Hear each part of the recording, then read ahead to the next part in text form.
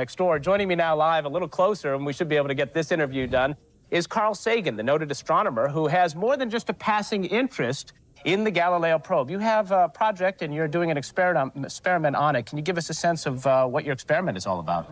I'm what's called an interdisciplinary investigator. I get to bring together data from various different experiments to try to understand things about Jupiter and its satellites. And for the entry probe, one of the things I'm concerned about is whether we can detect signs of organic chemistry based on carbon in the atmosphere of Jupiter. Jupiter is a rather colorful place, but we don't know what makes the colors. The great red spot is red, but we haven't the foggiest idea in reality what makes it red. Also, it's the kind of atmosphere that the Earth seems to have had in its early history, to some extent, and there may be clues to the origin of life on Earth to be found in the atmosphere of Jupiter. So that's one of the things I'm most excited about in the coming days. So you'll be kind of putting it all together. What would surprise you the most? Well, there are lots of things that would surprise me. If the entry probe went right into the center of Jupiter and popped out the other side, that would surprise me. But that's not going to happen. I can bet long odds that that won't happen. If we found a very rich mix of organic chemistry in the atmosphere, let's say in the aqueous ammonia clouds, the water clouds that are so deep down that it's hard to get much data from the Earth, that would be tremendously exciting. It maybe is not too probable, but that would be a delight. For a lot of people here at the Jet Propulsion Laboratory, this is the culmination of nearly 20 years of work. I don't know how long your involvement has been. From the beginning. All right, well, give us a sense when you get down to the nitty-gritty here of what the atmosphere is like. I assume there's a fair amount of tension. Well, I've been involved in many missions, and there always is a sense of tension. If these things were highly reliable, they would be so expensive that nobody could afford them.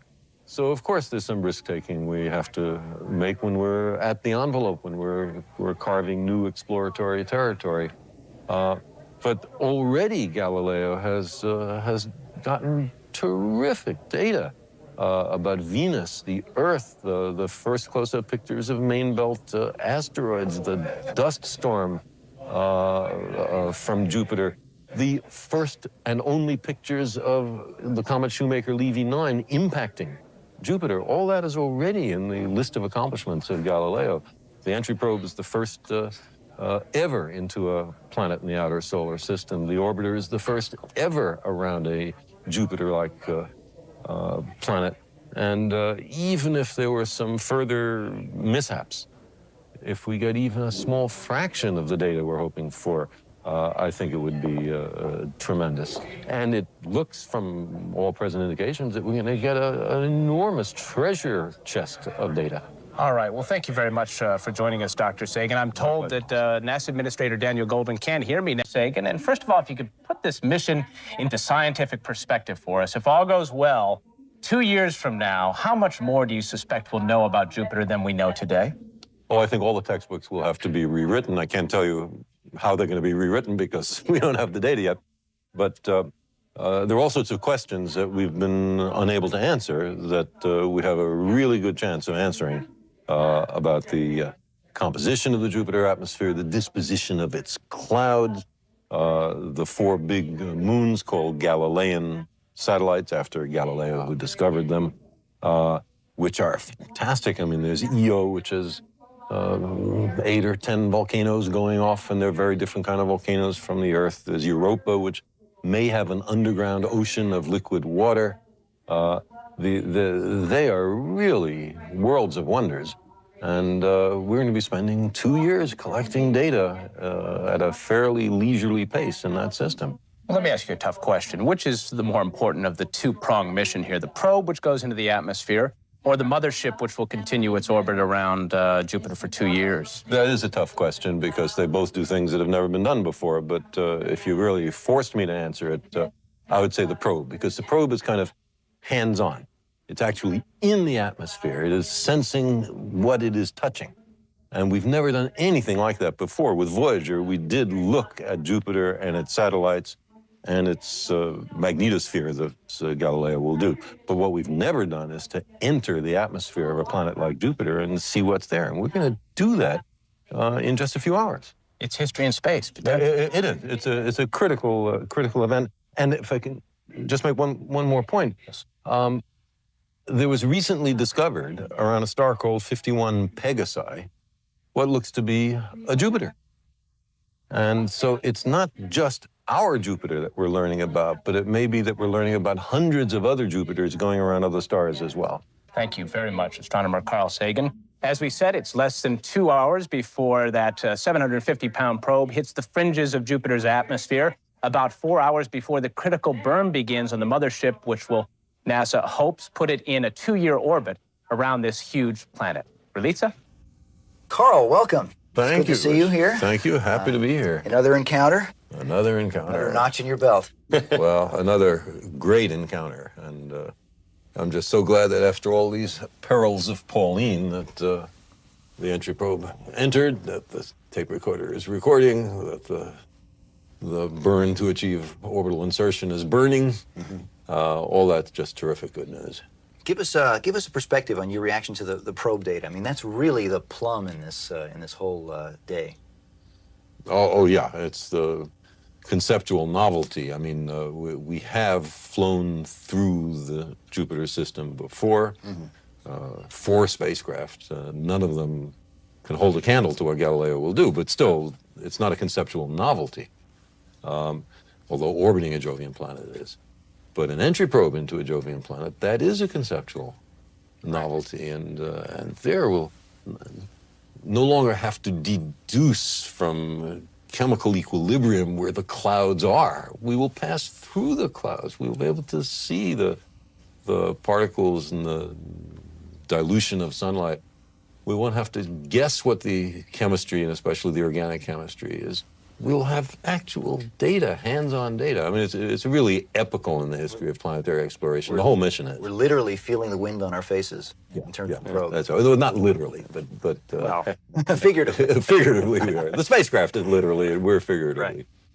Right. I think it's really significant too, Carl, that this is a totally different type of atmosphere. I mean, we have put entry probes into Venus and obviously the Earth and into Mars. And those are all very interesting atmospheres, but evolved atmospheres. Jupiter's is the first time we've looked at anything like this that goes back that far with so little change. Well, where the major constituents are unevolved, but the minor constituents might be highly Very evolved. interesting history.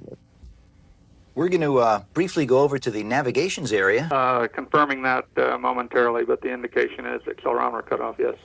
Okay, that's very, very good news. And again, congratulations to everybody. This has been a monumental day. You bet. To monument. Thank you. When there was, when orbital ignition began, but not yet achieving orbit, Dan Golden was giving high fives to people who I don't think had ever had a high five in their lives. It looks like this was extremely precise. That's a lot of credit goes to our German colleagues and the precision of that rocket and the machine that they built, and all of our attitude control and mission team engineers. It looks like everything was right on the money. And it all working after such a long period of time in space. That's right, space and on the ground. And on the ground, unanticipated delays. Well, this has been a big day for Jupiter as well as for us. It saw its first artificial shooting star, and now it has its first artificial satellite. I suspect Jupiter is very blasé about the event stars. Well, actually, give us a little bit of perspective on that. A lot of the questions we get are, is Galileo going to search for life? What are the prospects of life in the Jovian system? And maybe you can give us a little bit of a perspective on that. Well, I mean, the first thing to say is that nobody knows, and if we did know, you would have heard about it before now. But I don't think it's out of the question. It's not something to be dismissed by contemplating your navel. You dismiss it by doing investigations, and Galileo turns out to be a very powerful instrument. Where might we look? The possible subsurface ocean of Europa that you guys were talking about before, is a very interesting environment. If there's liquid water, it's roughly room temperature. It's in the dark, all right, but there are cracks and maybe light gets down, and beyond that, we now know of ecosystems on the Earth that live in the dark in the ocean bottoms. And while we're not going to send some part of Galileo down subsurface, there's a very good chance of elucidating much better our knowledge of what's happening on Europa. Then on Jupiter, the minimal statement you might make safely is that organic chemistry is happening. We know of some simple hydrocarbons in the atmosphere. We know from laboratory simulations, our laboratory at Cornell and elsewhere, that if you UV irradiate or charged particle irradiate or lightning irradiate a Jovian atmosphere, you get a very nice mixture of complex organics. And including amino acids.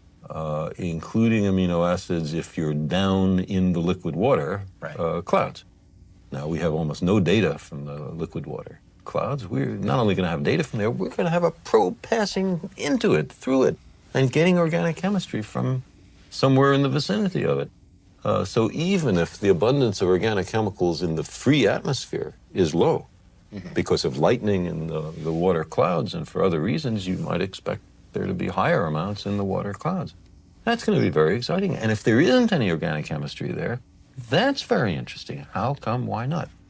And then the most wild speculation, which I can legitimately describe it as such since I did it with my colleague Salpeter of Cornell, is that there might be life in the atmosphere of Jupiter. And if there is substantial organic chemistry and there's stuff to eat, and there are ways that are easy to imagine of organisms not being rapidly carried down to their depths at, great depths. No guarantee, of course, and certainly no guarantee that we would find it.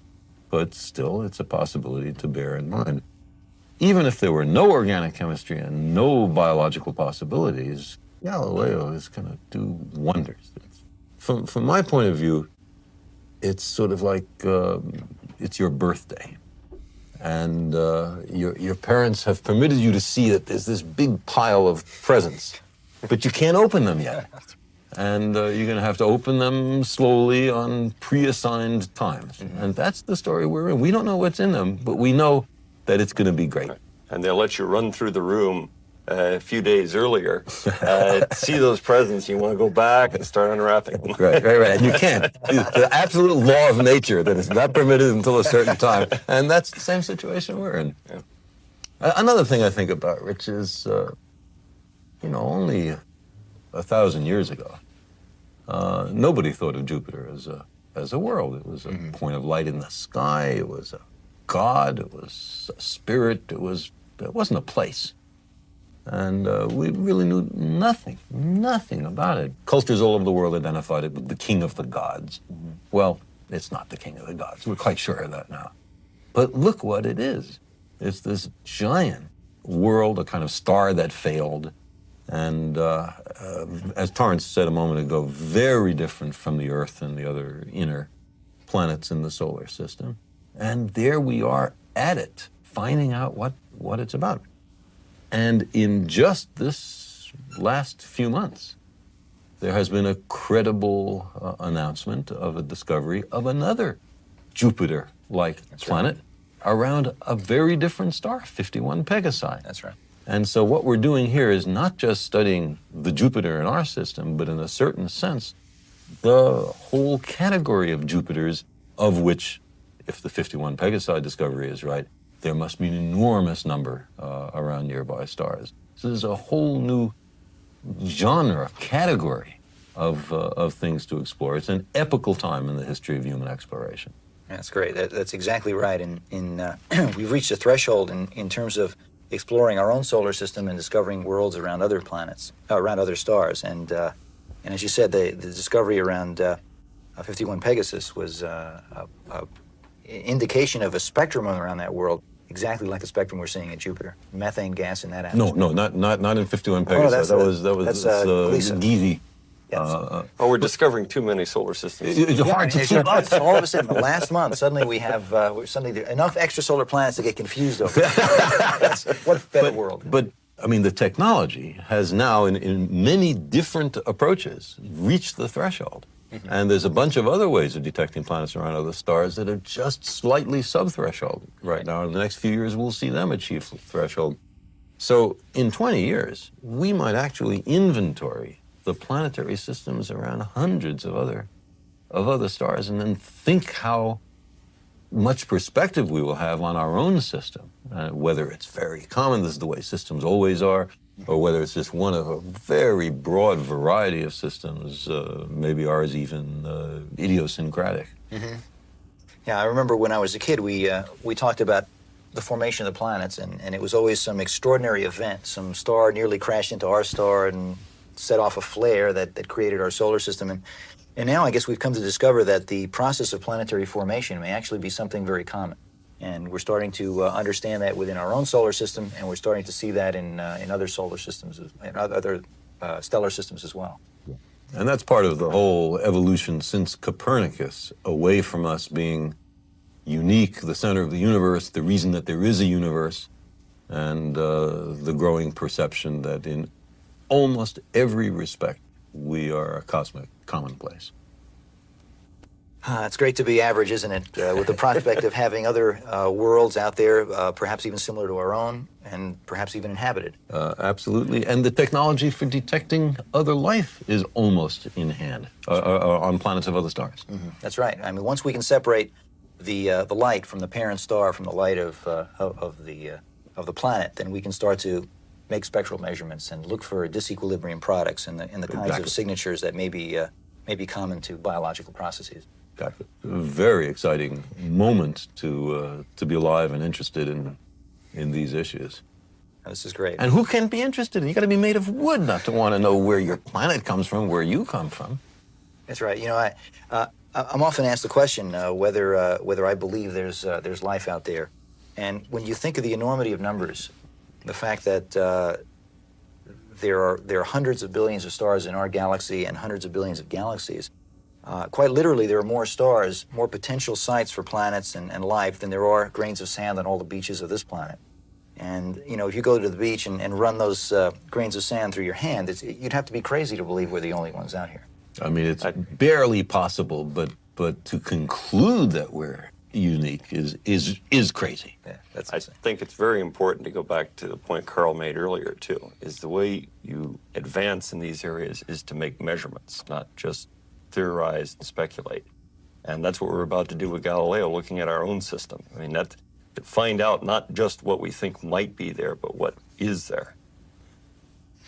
Okay, it's time to read the Galileo official status, which actually, unless I read this, it's not official, but project engineers report that the spacecraft's rocket fired on time at 5:20 p.m. Pacific Standard Time and stopped 49 minutes as planned, stopped after 49 minutes as planned at 6:08 p.m. Pacific Standard Time, enabling the spacecraft to enter orbit around the giant planet and begin a 2-year mission of scientific studies. So there it is, it's official. We've now read the press release and we are in orbit. By Jove, that's precision. And what else? We're winding down, and I wanted to say on air that having watched intermittently during the day this particular program, I think you've done an extraordinary job, Rich, in conveying in a straightforward and a way, not talking down to the audience and not oversimplifying either. And conveying the excitement, I think you've really done an ideal job. I just wanted to congratulate you. Well, thank you, Carl, and I'll pay you for that comment later. Thank you, I appreciate that. Torrance, you've just give me a personal perspective on this. What time did your day start today? I actually got up pretty much at the normal hour because I knew we'd be going by Europa's orbit at 6, so that was okay. And then I got into the lab and started checking in on how things were going, found out that spacecraft was doing what it was supposed to, and started getting a little more comfortable. By noon, when we were by Io and everything was still going well, I was feeling good. Getting that probe signal confirmation was really a high point. Now here we are in orbit. It's fantastic. It is fantastic. We're going to go again to David Seidel at the navigations area. David? Yeah, Rich. Well, I think it's important for my team here to point out that they actually started clapping before the MSA did. They saw in their data, the high-resolution data and tracking plots that they were doing, that the spacecraft was in orbit and the burn had taken place. And the M&Ms are gone. They've broken out the lemonade here, and it was very exciting being here for this event. And of course, everybody's really happy and celebrating, looking forward to a really challenging 2 years ahead for this team in order to collect the science. And I think the only message that can be left from this lab here is for Carl and especially Torrance, and that's time to go to work, guys.